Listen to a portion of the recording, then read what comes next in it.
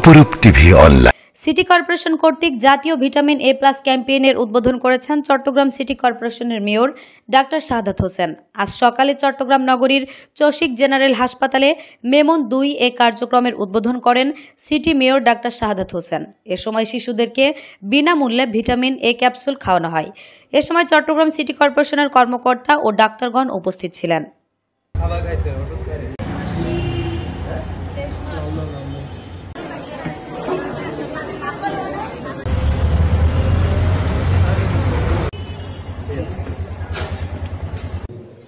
রাতকানা রোগ সহ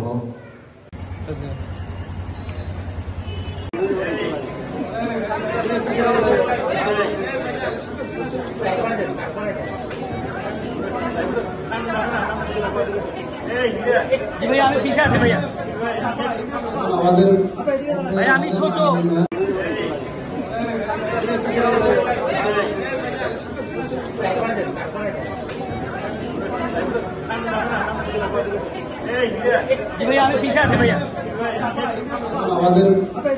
আমি ছোট